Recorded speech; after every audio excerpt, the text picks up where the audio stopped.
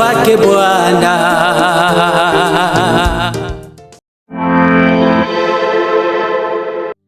3.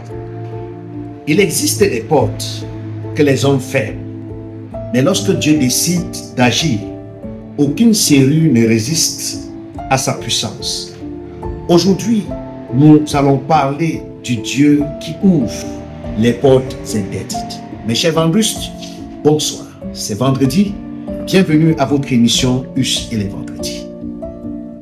La parole de Dieu déclare dans le livre d'Ésaïe chapitre 55 verset 8: Car mes pensées ne sont pas vos pensées et mes voix ne sont pas vos voix, dit l'Éternel.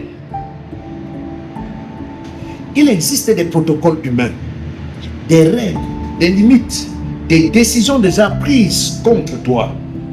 Le monde dit, c'est impossible, tu es trop pauvre, tu es disqualifié, ton dossier est fermé, la médecine ne peut plus rien pour toi. Mais la bonne nouvelle aujourd'hui, c'est que Dieu est un disjoncteur de protocoles. Quand Dieu intervient, les règles changent. Quand Dieu parle, les barrières tombent. Quand Dieu agit, même les lois surnaturelles s'inclinent devant sa puissance. Dans Esther chapitre 5, il existait un protocole royal très strict. Personne ne pouvait entrer devant le roi sans invitation sous peine de mort. Mais Esther dit, j'entrerai chez le roi malgré la loi. Esther 4:16. Humainement, elle devrait mourir. Le protocole disait interdit. Mais Dieu avait déjà décidé, favorisé. Et lorsqu'Esther entra, le roi tendit le sceptre d'or. Ce que les hommes avaient fermé, Dieu l'a ouvert. Peut-être qu'aujourd'hui, un protocole bloque ta vie. Un recrutement, un visa, un concours, un mariage, une promotion. Mais quand la faveur de Dieu parle, les protocoles humains deviennent impuissants. Dans Jean chapitre 11, tout était terminé pour Lazare. Le protocole humain disait, après 4 jours, il n'y a plus d'espoir. Un mort reste mort. Marthe déclara aussi, Seigneur, il sent déjà, Jean 11:39. Mais Jésus n'est pas limité par les conclusions humaines. Il cria, Lazare sort. Jean chapitre 11, verset 43. Et celui que la mort retenait sortit du tombeau. Écoute bien ceci. Quand Dieu décide de te relever, aucune tombe, aucune humiliation, aucun retard ne peut te retenir. On raconte qu'un jeune homme très pauvre voulait intégrer une grande école. Les règles exigeaient des frais qu'il ne possédait pas. Le secrétaire lui dit, sans argent, impossible, c'est le protocole.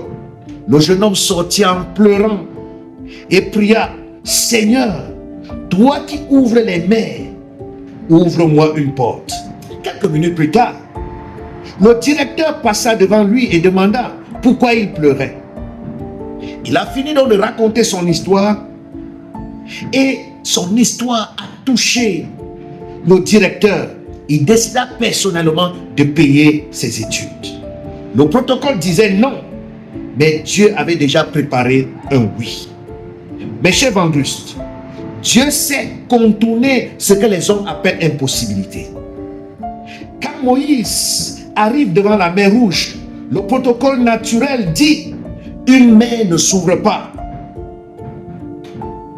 Mais Dieu dit, pourquoi s'écrit, dis aux enfants d'Israël d'avancer, Exode chapitre 14, le verset 15, et la mer s'ouvrit. Quand Josué combat, Dieu arrête même le soleil. Quand Pierre est en prison, les chaînes tombent toutes seules. Notre Dieu n'est pas prisonnier du système humain.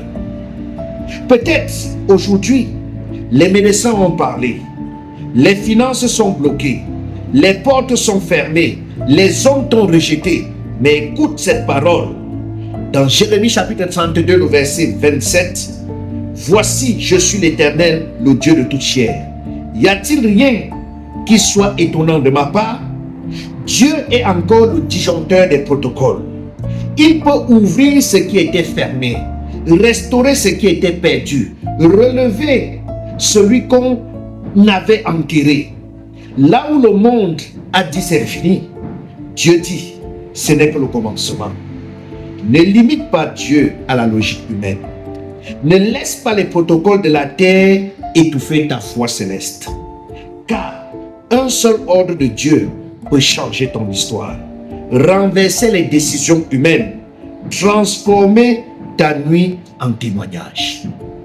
Je sais que tu traverses les moments délicats de ta vie. Et permets à Dieu de changer le protocole de ta vie. Que Dieu te bénisse et avant de dimanche.